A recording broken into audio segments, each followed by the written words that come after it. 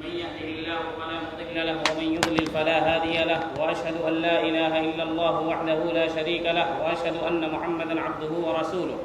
يا أيها الذين آمنوا اتقوا الله حق تقاته ولا تموتن إلا وأنتم مسلمون يا أيها الناس اتقوا ربكم الذي خلقكم من نفس واحدة وخلق منها زوجها وبث منهما رجالا كثيرا ونساء واتقوا الله الذي تساءلون به والأرحام إن الله كان عليكم رقيبا يا أيها الذين آمنوا اتقوا الله وقولوا قولا سديدا يصلح لكم أعمالكم ويغفر لكم ذنوبكم ومن يطع الله ورسوله فقد فاز فوزا عظيما أما بعد فإن أصدق الحديث كتاب الله وأحسن الهدي هدي محمد صلى الله عليه وسلم وشر الأمور محدثاتها وكل محدثة بدعة وكل بدعة ضلالة وكل ضلالة في النار أعوذ بالله من الشيطان الرجيم يؤتي الحكمة من يشاء ومن يؤت الحكمة فقد أوتي خيرا كثيرا وما يذكر إلا أولو الألباب۔ ہر قسم کی حمد و ثنا، تعریف و توصیف اللہ رب العزت ذوالجلال کے لیے لائق و زیبا ہے، اور درود و سلام ہو نبی اکرم صلی اللہ علیہ وسلم پر، جنہیں اللہ رب العالمین نے دنیائے انسانیت کے لیے رحمت بنا کر مبعوث فرمایا۔ نبی اکرم صلی اللہ علیہ وسلم نے اپنی امت کو ہر بھلائی کے راستے سے آگاہ کر دیا جسے اختیار کر کے امت اللہ کو راضی کر سکتی تھی اور اس کی بنائی ہوئی جنت کو حاصل کر سکتی تھی، اور ہر وہ راستہ جس راستے پر شیطان بیٹھا تھا یا وہ راستہ جہنم کو جا سکتا تھا یا امت اس راستے پر چل کر کے جہنم کا مسافر بن سکتی تھی، نبی کریم صلی اللہ علیہ وسلم نے اس پر چلنے سے منع فرما دیا، اور دنیا سے اس حال میں رخصت ہوئے کہ اللہ کا دین مکمل ہو چکا تھا، جس کی تکمیل کا اعلان خود رب العزت نے کیا، الیوم اکملت لکم دینکم، کہ میں نے تمہارے لیے تمہارے دین کو مکمل کر دیا ہے۔ نبی کریم صلی اللہ علیہ وسلم نے فرمایا ترکتکم علی محجۃ بیضاء، میں نے تمہیں ایک واضح اور روشن شاہراہ پر چھوڑا ہے، لیلھا کنہارھا، اس شاہراہ میں کبھی بھی رات نہیں آتی، اندھیرا نہیں ہوتا، اس شاہراہ کی رات بھی دن کے مانند ہے، لیلھا کنہارھا، یعنی اسلام کے جتنے بھی مسائل ہیں، بالخصوص رؤوس المسائل جنہیں کہیں بنیادی مسائل، وہ امت کے ہر فرد کے لیے جن کے اندر عقل و ہوش ہے بالکل واضح ہے، کوئی بھی کمپلیکیشن اور اس کے اندر پیچیدگی نہیں ہے، لا یزیغ عنہا الا ہالک، اتنا واضح اسلام کی واضح تعلیمات کو چھوڑ کر کے اگر کوئی ہلاکت و بربادی کا راستہ اختیار کرتا ہے تو اس کا مطلب یہ ہے کہ اللہ رب العالمین نے اس کے مقدر میں ہی ہلاکت و بربادی لکھ دی ہے۔ تو اسلام بالکل واضح ہے۔ آج کی تقریر کا عنوان ہے علماء کرام کی اہمیت اور ان کا مقام و مرتبہ۔ ویسے اللہ رب العالمین کے نزدیک ہر ایک انسان کی اپنی اہمیت ہے، ہر ایک انسان کی، توبہ کرنے والے کی اپنی اہمیت ہے، اللہ رب العالمین کی عبادت کرنے والے کی اپنی اہمیت ہے، لوگوں کی مدد کرنے والے کی اپنی اہمیت ہے، اللہ کے نازل کردہ علم کو حاصل کرنے اور اس کی نشر و اشاعت کرنے والے کی بھی اپنی الگ اہمیت اور ان کا مقام و مرتبہ ہے۔ جس معاشرے میں ہم جیتے ہیں،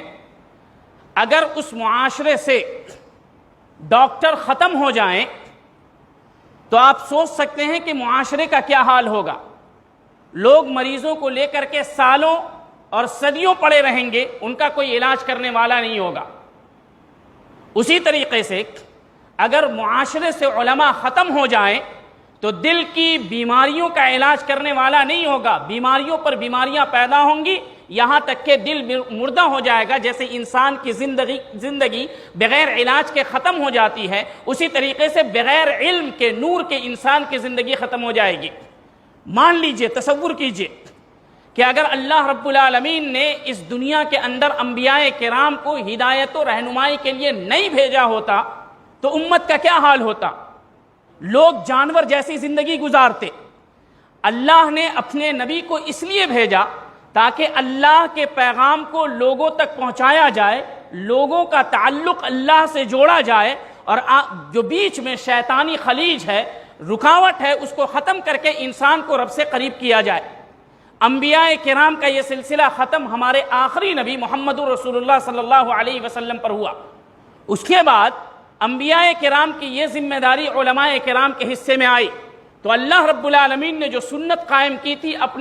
اپنے علم کی، یعنی اللہ رب العالمین کے علم کی نشر و اشاعت کی، اس سنت کی ذمہ داری خاتم النبیین محمد الرسول اللہ صلی اللہ علیہ وسلم کے بعد علماء کرام کے کندھوں پر آئی ہے۔ تو علماء کرام جو دین کا کام کرتے ہیں یا تبلیغ کرتے ہیں، جو دعات ہیں، ان کی ذمہ داری بھی بہت زیادہ ہے اور ان کا مقام و مرتبہ اللہ رب العالمین کے نزدیک بہت زیادہ ہے۔ اگر آپ کو سمجھنا ہے تو آپ تمام چیزوں کو چھوڑ کر کے صرف یہ سمجھ لیں کہ قرآن کا مقام آپ کے نزدیک کیا ہے۔ آپ کے دل میں قرآن مجید جو اللہ نے بذریعہ جبریل علیہ السلام نبی کریم صلی اللہ علیہ وسلم کے اوپر نازل کیا، اس قرآن کا مقام آپ کے دل میں کتنا ہے؟ اسی طریقے سے نبی کی سنت کا مقام آپ کے دل میں کتنا ہے؟ جو مقام اللہ کے کلام کا ہے، نبی کی سنت کا ہے، نبی کے اللہ کے کلام اور نبی کی سنت کو سیکھنے والے کا کیا مقام ہوگا؟ تو علم جتنا عظیم ہوگا اور جس سے جڑا ہوگا، یقیناً اس کے سیکھنے والے کا مرتبہ اور اس کی عظمت بھی اسی قدر زیادہ ہوگی۔ اس لیے اللہ رب العالمین نے قرآن مجید میں فرمایا، شہد اللہ انہ لا الہ الا ہو والملائکۃ واولو العلم قائما بالقسط۔ اللہ رب العالمین اکیلا ہے، اس کو اپنی وحدانیت پر کسی کو بھی گواہ بنانے کی ضرورت نہیں تھی۔ وہ اکیلا ہے، پوری دنیا مانے کی نہیں مانے، پھر بھی وہ اپنی ذات میں، اپنی عبادات میں، اپنی صفات میں، اپنے افعال میں، تمام چیزوں کے اندر وہ تنہا ہے۔ اس کی برابری تو چھوڑ دیں، اس جیسا کوئی ہو ہی نہیں سکتا۔ پھر بھی اللہ رب العالمین نے اپنی توحید کے اوپر سب سے پہلا گواہ خود اپنی ذات مقدس کو بنایا۔ شہید اللہ نے خود یہ گواہی دی کہ اللہ کے علاوہ کوئی معبود برحق نہیں۔ مزید گواہوں کو مقرر کیا اس کے اوپر فرشتوں کو۔ اللہ نے اپنے بعد کہ اللہ کی توحید پر کوئی گواہ بنے، وہ فرشتے ہیں۔ اور یقین جانیے، گواہ آپ اپنے مسئلے پر انہی کو بناتے ہیں جن کی امانت پر، جن کی صداقت پر، تقاہت پر آپ کو یقین ہوتا ہے یہ جھوٹا نہیں ہے، یہ خائن نہیں ہے، یہ غدار نہیں ہے، یہ جو شہادت گواہی دے گا یقیناً پورے یقین کے ساتھ اور وثوق کے ساتھ دے گا۔ آپ ایسے شخص کو اپنے لیے گواہ بنانا چاہتے ہیں، پھر سوچیں کہ اللہ رب العالمین اپنی توحید کے اوپر جن لوگوں کو گواہ بنا رہا ہے ان کی امانت و صداقت کا کیا عالم ہوگا۔ چنانچہ اللہ نے اپنی توحید کے اوپر سب سے پہلے جس کو گواہ بنایا وہ خود رب العالمین کی ذات اقدس ہے۔ اللہ نے شہید اللہ انہ لا الہ الا ہوا والملائکۃ واولو العلم قائما بالقسط، اللہ نے خود گواہی دی کہ وہ اللہ کے علاوہ کوئی معبود برحق نہیں۔ دوسرے نمبر پر فرشتے ہیں، اور تیسرے نمبر پر جو اللہ کی وحدانیت کی گواہی دینے کے لیے اللہ نے مقرر کیا وہ اہل علم ہیں، وہ لوگ ہیں جو کتاب و سنت کا علم حاصل کرتے ہیں۔ اور باقی دنیا کے کسی بھی شخص کی طرف اللہ رب العالمین نے نہیں دیکھا اور کسی بھی طبقے کی طرف نہیں دیکھا۔ تو آپ سوچیں کہ اللہ نے اپنی ذات پر اپنی توحید کے لیے جن لوگوں کو گواہ بنایا اس صف میں اہل علم کا شمار ہوتا ہو تو اللہ رب العالمین نے کس قدر ان کو عزت و مرتبہ بخشا ہوگا۔ قرآن مجید کی ایک آیت میں نے تلاوت کی خطبہ مسنونہ کے بعد، یؤتی الحکمت من یشاء، اللہ رب العالمین جسے چاہتا ہے حکمت عطا کرتا ہے۔ حکمت کی تفسیر میں عبداللہ بن عباس رضی اللہ عنہ دیگر مفسرین نے کہا حکمت سے مراد قرآن و سنت کا علم ہے اور دین کی سمجھ ہے۔ اور دین کی سمجھ اللہ رب العالمین ہر انسان کو نہیں دیتا ہے، بلکہ نبی صلی اللہ علیہ وسلم نے فرمایا من یرید اللہ بہ خیرا یفقہہ فی الدین، کہ اللہ رب العالمین جن کے ساتھ بھلائی کرنا چاہتا ہے انہیں دین کی سمجھ دیتا ہے، دین کے راستے پر، دین کو سمجھنے کے لیے لگا دیتا ہے، حصول علم کے راستے پر اسے لگا دیتا ہے۔ تو یہ اللہ رب العالمین مال ہر کسی کو دیتا ہے لیکن علم اسی کو دیتا ہے جس کے ساتھ وہ بھلائی چاہتا ہے۔ چنانچہ آپ دیکھیں گے مال کافر، مشرک، یہود و نصارہ، مسلمان سب کو مل رہا ہے، لیکن کتاب و سنت کا علم اسی کو مل رہا ہے جو اللہ اس کے رسول پر ایمان رکھتا ہے اور خلوص نیت کے ساتھ چاہتا ہے کہ وہ علم کو حاصل کرے۔ تو یہی وہ فرق ہوتا ہے، اور علم جو ہے وہ اللہ سے جڑا ہے تو یقیناً اللہ رب العالمین کا جو علم ہے دنیا کے تمام علوم پر فضیلت والا علم ہے، تمام علوم کے اوپر فضیلت رکھنے والا علم ہے۔ مزید اللہ رب العالمین نے فرمایا قل هل يستوي الذين يعلمون والذين لا يعلمون، جو علم رکھتے ہیں یعنی شریعت کا اور جو لوگ نہیں رکھتے ہیں وہ دونوں اللہ رب العالمین کی نگاہ میں برابر نہیں ہو سکتے۔ ظاہر سی بات ہے، جس کے پاس روشنی ہو، جو روشنی کے درمیان ہو اور جو اندھیرے کے درمیان ہو، دونوں برابر نہیں ہو سکتا۔ اندھیرے والا کچھ دیکھ نہیں سکتا اور جس کے پاس روشنی ہے وہ ہر چیزوں کو دیکھ سکتا ہے۔ اگر آپ کو قرآن و حدیث کا علم ہے اور اس کی روشنی موجود ہے تو آپ حلال و حرام کی تمیز کر سکتے ہیں، لیکن اگر آپ کے پاس قرآن و حدیث کا علم نہیں ہے تو گویا آپ تاریکی میں ہیں، حرام کو حلال سمجھیں گے، شرک کو توحید سمجھیں گے، گناہ کو ثواب سمجھیں گے۔ لیکن اگر قرآن و سنت کا علم رہے تو آپ کو پتہ چلے گا کہ پرخطر راستے ہیں، راستے میں کہاں پر گڑھا ہے، کدھر کھائی ہے، کدھر ڈاکو ہیں جو آپ کا مال لوٹنے کے لیے تیار ہیں۔ اندھیرے میں کچھ بھی پتہ نہیں چلے گا، آپ ان کا شکار ہو جائیں گے۔ اس لیے جگہ جگہ اللہ رب العالمین نے علم سیکھنے کی اور اس کی قدر کرنے کی اور اس علم کے مطابق عمل کرنے کی ترغیب دی ہے کتاب و سنت کے اندر جگہ جگہ، بلکہ پہلی سورت جو اتاری اللہ رب العالمین نے کہا اقرأ بسم ربک الذی خلق، کہ اپنے رب کے نام سے جس رب نے تمہیں پیدا کیا ہے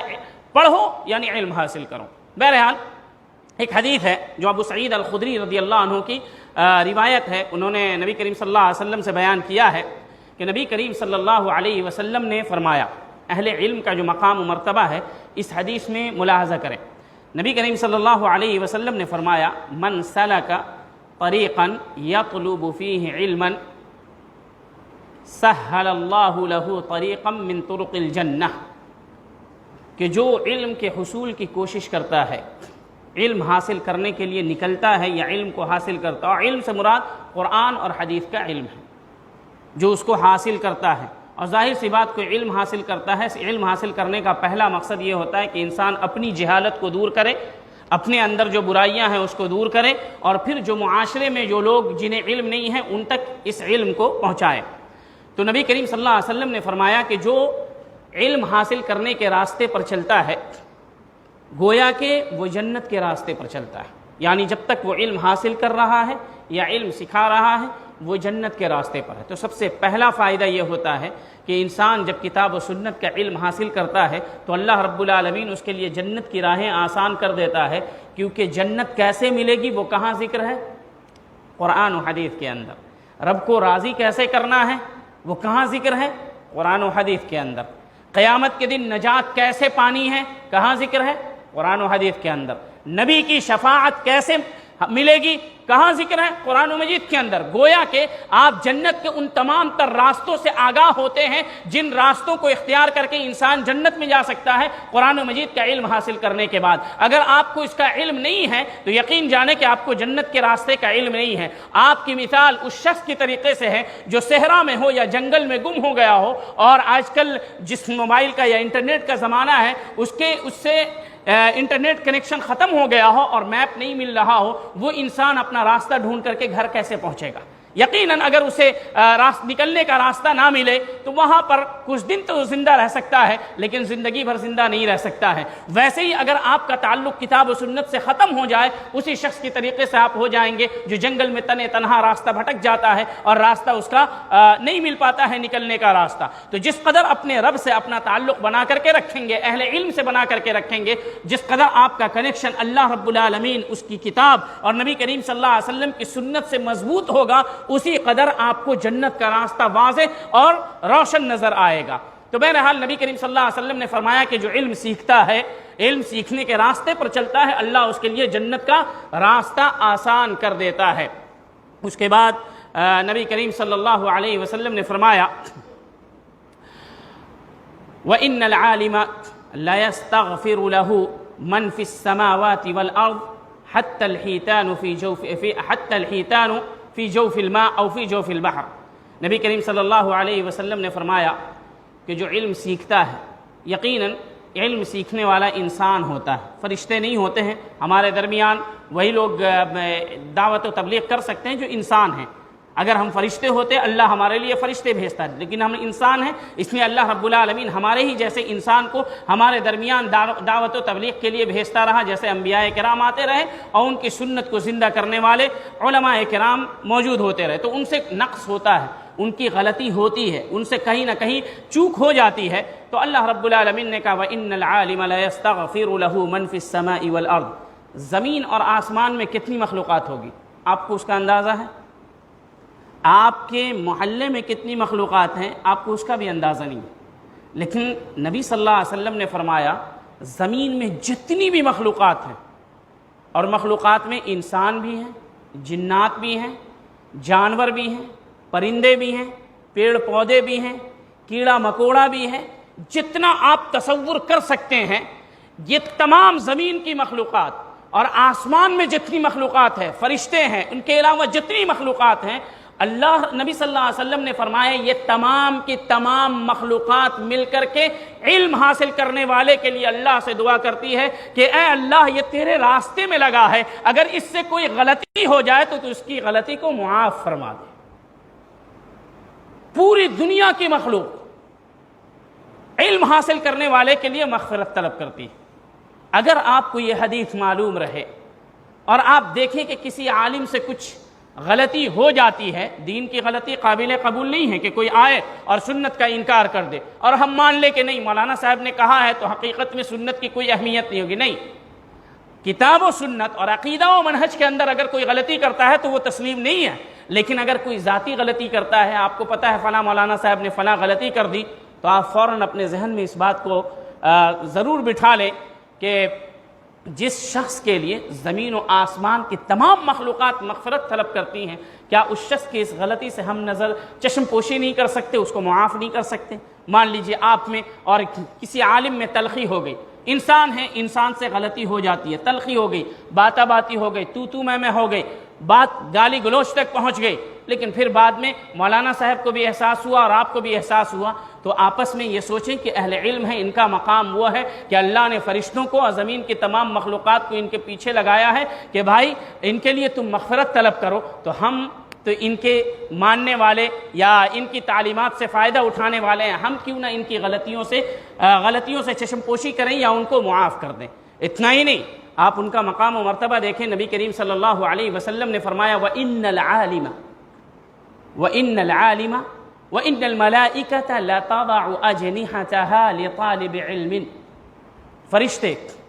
فرشتے کون ہوتے ہیں؟ اللہ کی سب سے بہترین مخلوق، جن سے گناہ سرزد نہیں ہوتا، یفعلون ما یؤمرون۔ اللہ رب العالمین نے فرمایا کہ فرشتوں کو جو حکم دیا جاتا ہے وہی کرتے ہیں، گناہ نہیں کرتے۔ اور فرشتے کا جو حجم ہے کیسے عظیم ہوتے ہیں، اس تعلق سے نبی کریم صلی اللہ علیہ وسلم نے فرمایا میں نے جبریل کو اپنی دونوں آنکھوں سے ان کی شکل میں، حقیقی شکل میں 2 مرتبہ دیکھا ہے۔ ایک مرتبہ اجیاد میں، مکے میں ایک جگہ ہے،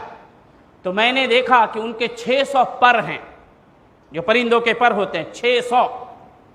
اور ان میں سے ایک پر اتنا بڑا ہے کہ آدھی دنیا کو گھیر رکھا ہے، تو پھر سوچے 599 پر کا اور کیا عالم ہوگا،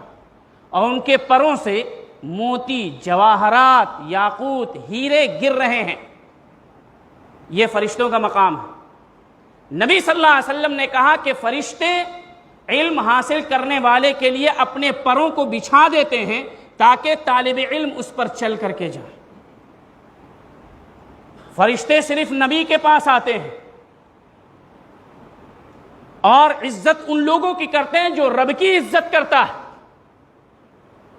دعائیں ان لوگوں کے لیے کرتے ہیں جو رب سے جڑا ہوتا ہے، لیکن اللہ رب العالمین نے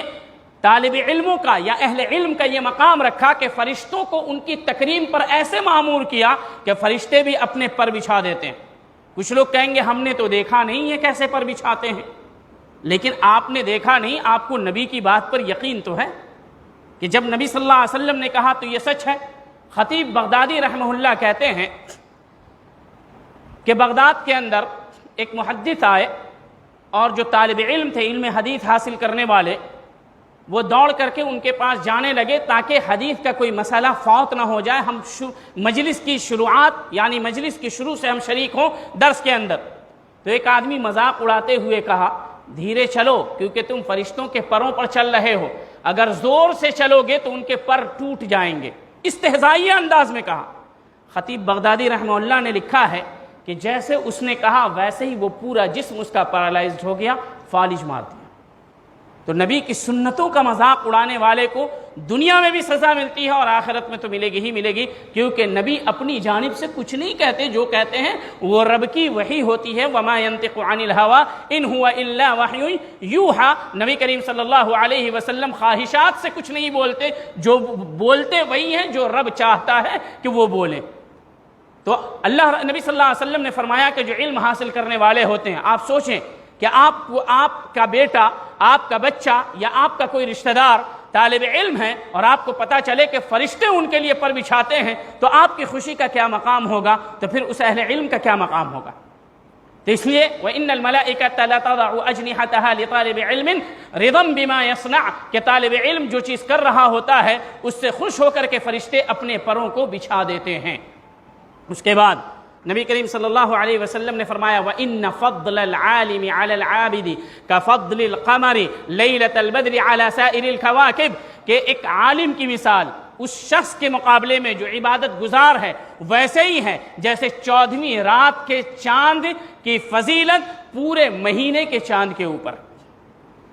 یہ نبی صلی اللہ علیہ وسلم نے فرمایا۔ اور اس کے بعد نبی کریم صلی اللہ علیہ وسلم نے فرمایا ان العلماء ورثۃ الانبیاء، علماء کرام انبیاء کے وارث ہوتے ہیں۔ جیسے ہمارے وارثین ہمارے بیٹے ہیں،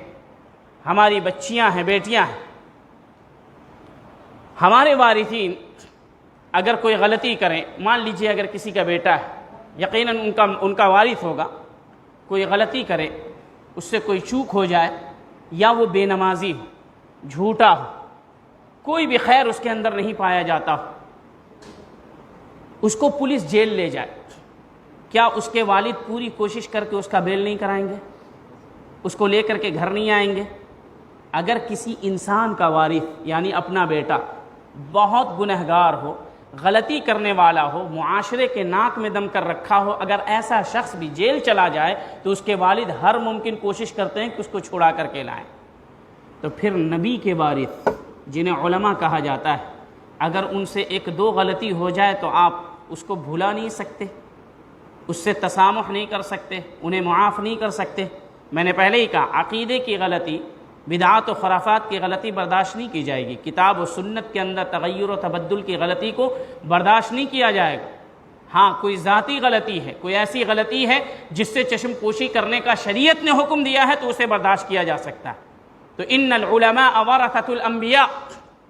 دنیا کے اندر کوئی بہت بڑے مالدار کا یا بہت بڑے مشہور آدمی کا وارث ہوتا ہے تو لوگ کہتے ہیں دیکھو فلاں شخص کا وارث جا رہا ہے، یہ فلاں شخص کا وارث ہوگا مرنے کے بعد۔ اگر کوئی نبیوں کا وارث ہوگا تو اس شخص کا کیا مقام ہوگا شریعت کے اندر، آپ سوچ سکتے ہیں۔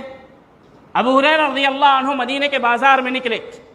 اور کہنے لگے دیکھو نبی کا مال مسجد میں، نبی کی وراثت مسجد میں تقسیم ہو رہی ہے۔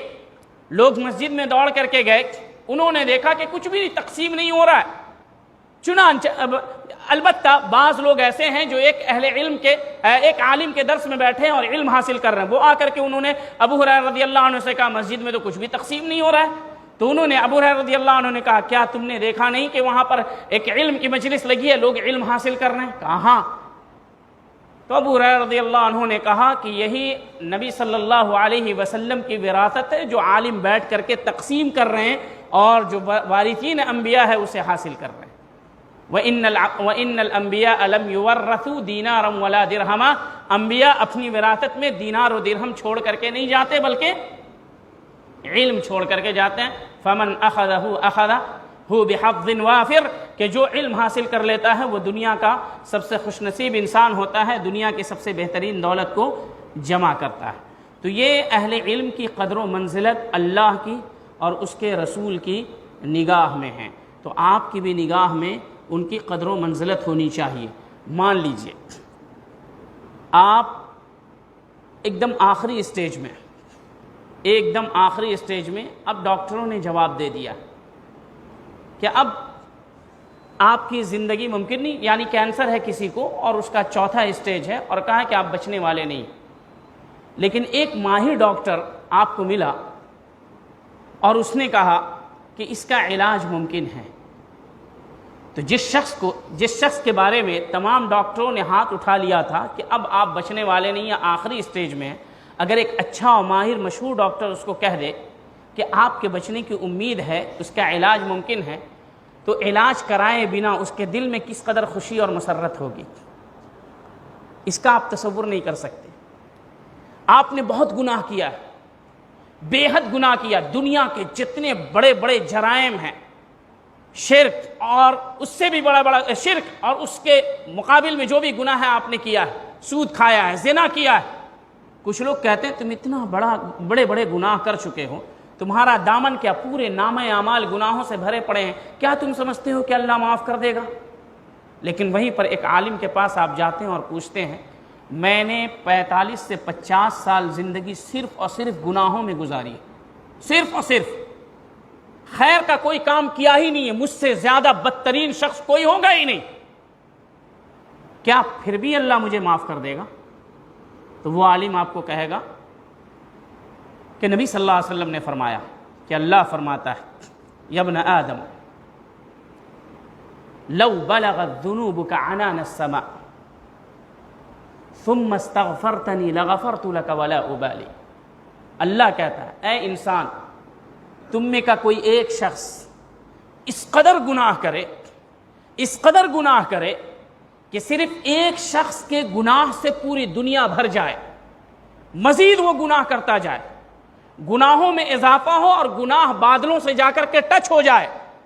اللہ نے کہا اتنا زیادہ گناہ کرنے والا شخص بھی اگر مجھ سے سچی توبہ کرے گا تو میں اس کی ایک سچی توبہ میں تمام گناہوں کو معاف کر دوں۔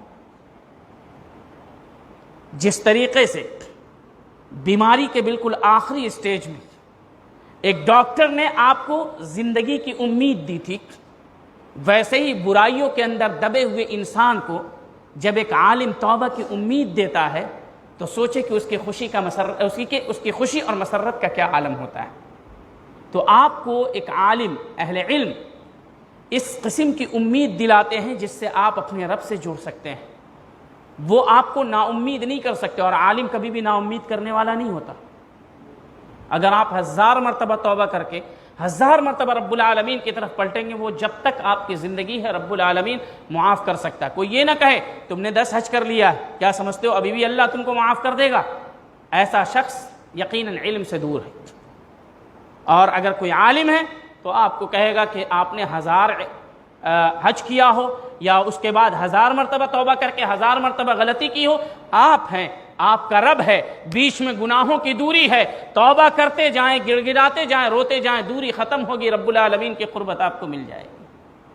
تو ایک عالم جو ہوتا ہے وہ آپ کو جنت کی، آپ کے دلوں میں جنت کو حاصل کرنے کی امید دلاتا ہے، رب کو راضی کرنے کی امید کو جگاتا ہے۔ اس لیے ان کا مقام جب آپ سمجھیں گے تو آپ کو سمجھ میں آئے گا۔ آپ کی مثال بالکل اس شخص کی طریقے سے ہوگی کہ ایک شخص سفر کر رہا تھا، سفر کرتے ہوئے راستے میں اسے کچھ اوباش غنڈے قسم کے لوگ مل گئے اور ان لوگوں نے اس کا مال چھین لیا، مارا پیٹا اور ایسی جگہ پھینک دیا جہاں سے اس کو راستہ معلوم نہیں تھا۔ ایک شخص کئی دنوں کے بعد گزرا اور دیکھا کہ ایک شخص بے ہوش پڑا ہوا ہے اور جسم اس کا کپڑوں سے خالی ہے، کچھ بھی نہیں ہے، ہر جگہ جگہ زخم ہے۔ ایسا شخص اس کو اٹھاتا ہے، اٹھا کر کے ہاسپٹل میں داخل کرتا ہے، علاج کراتا ہے، اور جب وہ شفایاب ہوتا ہے تو اس کو بتاتا ہے کہ تم کیسے تھے اور کس طریقے سے میں لایا، اور اس کے بعد کچھ پیسے دے کر کے اس کو اس کے گھر روانہ کرتا ہے۔ ایسے مدد کرنے والے کا مقام و مرتبہ آپ کے دل میں کیا ہوگا؟ ویسے ہی شیطان آپ کے ایمان کو چھینتا ہے، ہر طرح سے آپ کو ضرب لگانے کی کوشش کرتا ہے، زخمی کرنے کے ہر گناہ کے ذریعے سے آپ کو کوشش کرتا ہے، لیکن ایک عالم ایسے گناہوں کے جنگل سے آپ کو نکال کر کے باہر لانے کی کوشش کرتا ہے، آپ کا علاج کرتا ہے، کتاب و سنت کے ذریعے سے آپ کو شفا دلاتا ہے اللہ کی آیتوں اور نبی کی احادیث کے ذریعے سے، اور اس کے بعد آپ کو آپ کے جنت جو اصل مقام ہے ہر مومن کا، اس کی راہ دکھاتا ہے، کتاب و سنت کی تعلیم دے کر کے اس کی طرف جنت کی طرف روانہ کرتا ہے۔ اس کا مقام و مرتبہ آپ کے دل کے اندر کتنا ہونا چاہیے؟ میرے بھائیوں، جب تک ہم علم کی اور اہل علم کی عزت نہیں کریں گے اس وقت تک علم کے مقام کو اور اہل علم کے مقام کو نہیں سمجھ سکتے۔ ہاں یہ بات ضرور ہے کہ علماء سو بھی پائے جاتے ہیں۔ کون لوگ ہیں علماء سو؟ نبی کریم صلی اللہ علیہ وسلم نے فرمایا من تعلم علما مما یبتغى به وجہ اللہ، لا يتعلمه الا ليصيب به عرضا من الدنيا، کہ کوئی انسان علم اللہ کی رضا کے بجائے لوگوں کو دنیا کو حاصل کرنے کے لیے کرتا ہے۔ اللہ کا علم اللہ کی رضا کے لیے حاصل کیا جاتا ہے، لیکن اگر وہ دنیا کو حاصل کرنے کے لیے کرتا ہے، دنیاوی جاہ ہو، شہرت ہو، مال ہو، تو پھر اس کا مسئلہ بہت مشکل ہے۔ ایسے شخص کو عالم نہیں کہا جائے گا، بلکہ یہ علماء سو میں سے۔ اسی طریقے سے نبی کریم صلی اللہ علیہ وسلم نے ایک دوسری حدیث میں فرمایا، من تعلم العلم لیباہی بہ العلماء او لیماری بہ السفہاء او لیصرف بہ وجوہ الناس الیہ فالنار النار۔ نبی صلی اللہ علیہ وسلم نے فرمایا، اگر کوئی علم اس لیے حاصل کرتا ہے تاکہ لوگوں کو نیچا دکھائے، علماء سے جھگڑا کرے اور انہیں نیچا دکھائے، جو عوام ہے ان کی تذلیل کرے، تحقیر کرے، تم کیا جانو، تم جاہل ہو، تم لوگ کفار ہو، تم کو کیسے جنت مل سکتی ہے، یعنی اس قسم کی تحقیر کرے، لوگوں کو دین سے متنفر کرے، یا پھر اس کے علم سیکھنے کا مقصد یہ ہو کہ ہم تقریر کریں، تحریر لکھیں اور لوگ کہیں ہاں بہت بڑے عالم ہیں، یعنی لوگ ریاکاری کرے، دکھاوا کرے، لوگوں کو اپنی طرف مائل کرنے کی کوشش کرے، تو نبی کریم صلی اللہ علیہ وسلم نے فرمایا ایسے شخص کے لیے سوائے جہنم۔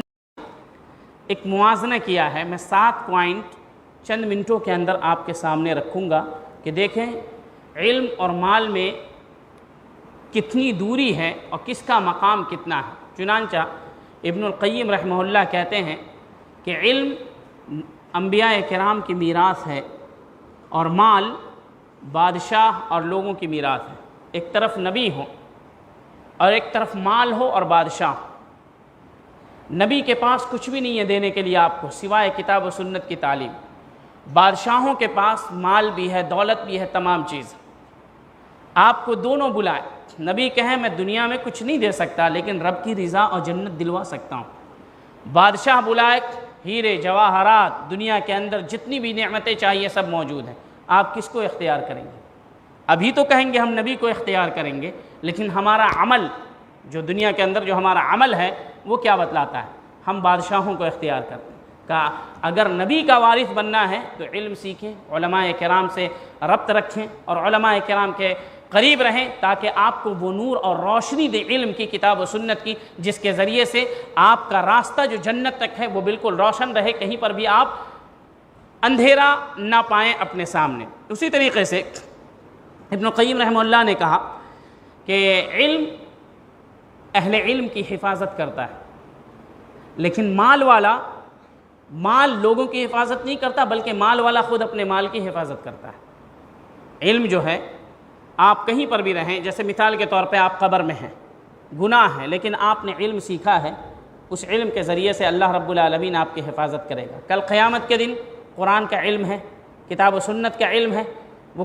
قرآن مجید آ جائے گا آپ کے لیے سفارش کرنے کے لیے، اور اللہ رب العالمین اس کی سفارش کو آپ کے حق میں قبول کرے گا اور حفاظت کرے گا۔ لیکن مال ہے تو مال آپ کی حفاظت نہیں کر سکتا، آپ اس کو تجوری میں رکھتے ہیں، بینک میں رکھتے ہیں، چھپا کر آپ اس کی حفاظت کرتے ہیں۔ تو یہ فرق ہے علم اور اس کے درمیان۔ علم جو ہے اور مال، اہل علم اگر مر جائیں تو علم ان کے ساتھ قبر میں جاتا ہے، پھر حشر میں، پھر اس کے بعد جنت میں جو مقام و مرتبہ ہے وہ۔ لیکن مال جتنا بھی کما لے قبر میں آپ اس کو لے کر کے نہیں جا سکتے، اور اگر رکھ بھی دیں تو منکر نکیر کو اس سے کیا لینا دینا، کیونکہ وہ رشوت قبول نہیں کرتے۔ تو یہ مقام و مرتبہ ہے کہ مرنے کے بعد بھی وہ آپ کے ساتھ رہے گا، علم، کتاب و سنت کا علم۔ لیکن اگر کروڑوں کیا پوری دنیا کے مالک بھی آپ ہو جائیں تو وہی 6 فٹ 7 فٹ کی آپ کو زمین ملنی ہے جو 2.5 سے 3 فٹ چوڑی ہوگی۔ کوشش کرنے کے باوجود وہ بیڈ روم جس کو آپ نے کروڑوں روپے خرچ کر کے بنوایا ہے اپنی نگرانی میں، چاہنے کے باوجود بھی آپ کے وارثین، آپ کے بیٹے اس میں آپ کو دفن نہیں کر سکتے۔ جس کو آپ نے اپنی محنت کی کمائی سے بنایا، آپ کو وہی جگہ جانی ہے جہاں پر اندھیرا ہے، جہاں پر کسی قسم کا کوئی کنیکشن نہیں ہے سوائے علم کے اور اللہ رب العالمین کے لیے جو آپ نے نیکی کی ہے اس کے، اور اسی کے ذریعے سے قبر کی روشنی ہو سکتی ہے۔ دنیا میں آپ بہت اچھی روشنیاں خرید سکتے ہیں، لیکن قبر کے اندھیرے کو دور کرنے کے لیے جس روشنی کی ضرورت ہے وہ کتاب و سنت کے اندر موجود ہے۔ اسی طریقے سے ابن القیم رحمہ اللہ کہتے ہیں کہ علم مال کا حاکم ہے۔ مال کا حاکم مطلب کیا ہے؟ مال پر حکومت کرتا ہے۔ مال کو کہاں خرچ کرنا ہے یہ آپ کو کتاب و سنت بتلائے گا، کہاں خرچ کرنا جائز ہے قرآن و حدیث بتائے گا، کہاں پر آپ کو خرچ کرنا ناجائز ہے یہ قرآن و حدیث بتائے گا۔ لیکن مال جو ہے وہ علم کے اوپر حکومت نہیں کر سکتا، مال کے ذریعے سے علم نہیں خریدا جا سکتا، یا یہ نہیں کہا جا سکتا مال سے کسی کو دے کر کے آپ یہ نہیں کہہ سکتے کہ قرآن مجید کا انکار کر دو اور حدیث کا انکار کر دو کیونکہ اس کی حکومت مسلم ہے۔ اسی طریقے سے ابن القیم رحمہ اللہ کہتے ہیں، جیسا کہ میں نے اپنی تقریر میں کہا کہ علم جو ہے وہ صرف اور صرف مومن کو حاصل ہوتا ہے، کیونکہ کتاب و سنت کا علم ہے یہ کافر کو حاصل نہیں ہوتا، تو علم کی دولت صرف اور صرف مومن کو حاصل ہوتی ہے، لیکن مال کی دولت کافر و مشرک، یہود و نصارہ، فاسق و فاجر، اچھا گناہ گار سب لوگوں کو حاصل ہوتی ہے۔ تو یہ علم کی فضیلت ہے۔ اور آخری بات کہ ایک عالم جو ہوتا ہے اس کی ضرورت بادشاہ کو، فقیر کو، مرد کو، خواتین کو، اچھے کو، برے کو، سب کو پڑتی ہے، لیکن مال کی ضرورت ہر کسی کو نہیں، خاص کر کے اہل علم کو۔ تو یہ جو علم ہے کتاب و سنت کا، اس کو سیکھنے کی کوشش کریں علماء کے ساتھ رہ کر کے، اور جو علماء آپ کو سکھاتے ہیں آپ ان کو عزت دیں، ان کا احترام کریں۔ اس کا یہ مطلب نہیں ہے کہ علماء لوگوں کے عزت و احترام کا غلط فائدہ اٹھائیں، بلکہ ان کے ساتھ ویسا سلوک کریں، تعامل کریں جیسا کہ نبی کریم صلی اللہ علیہ وسلم کیا کرتے تھے اپنے صحابہ کرام کے ساتھ۔ تو ان کے ساتھ اپنا اخوت کا جو رشتہ ہے، بھائی چارے کا جو رشتہ ہے وہ قائم رکھیں، ان کے مسائل کو سنیں اور اسے سمجھنے کی کوشش کریں اور اس کا حل پیش کریں۔ کسی کا مسئلہ الگ سے بتانے کا ہوتا ہے ان کو الگ سے بتائیں۔ کوئی اگر آپ کے سامنے غلطی کرتا ہے تو اس کو سب کے سامنے نہ ڈانٹیں، الگ میں جا کر کے بولیں کہ آپ کو ایسے نہیں بولنا چاہیے۔ جیسے نبی صلی اللہ علیہ وسلم کے پاس دیہات سے لوگ آتے تھے اور نبی صلی اللہ علیہ وسلم کے ساتھ اونچی آواز میں بات کرتے تھے اور ایسے الفاظ بولتے تھے جو اللہ کو پسند نہیں ہوتے تھے، تو نبی صلی اللہ علیہ وسلم ڈانٹتے نہیں تھے۔ ویسے ہی ایک دیہاتی آیا، صحیح بخاری کی روایت ہے، ان اعرابی بال فی ناحیۃ المسجد، ایک دیہاتی آ کر کے مسجد کے کونے کے اندر پیشاب کر دیا۔ نبی صلی اللہ علیہ وسلم نے یہ نہیں کہا جاؤ مارو بھگاؤ اس کو کھینچ کر کے باہر نکالو، صحابہ اکرام جیسے مارنے کے لیے گئے، نبی صلی اللہ علیہ وسلم نے کہا ٹھہر جاؤ، اس کو اپنی ضرورت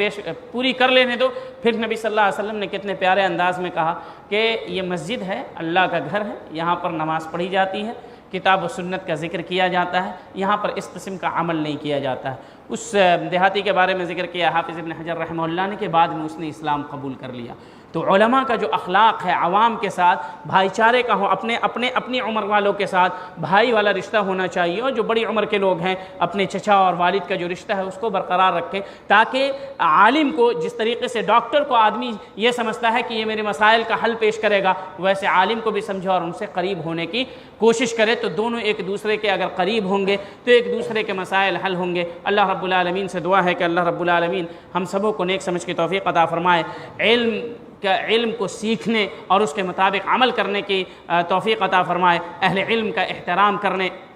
کی توفیق عطا فرمائے، دنیا میں جب تک زندہ رکھے دین و ایمان کے اوپر زندہ رکھے، اور جب ہمیں موت دے تو دین و ایمان کے اوپر موت دے۔ اقول قولی ھذا استغفر اللہ لی ولکم ولسائر المسلمین انہ تعالی جواد کریم ملک بر رؤوف الرحیم، والسلام علیکم ورحمۃ اللہ وبرکاتہ۔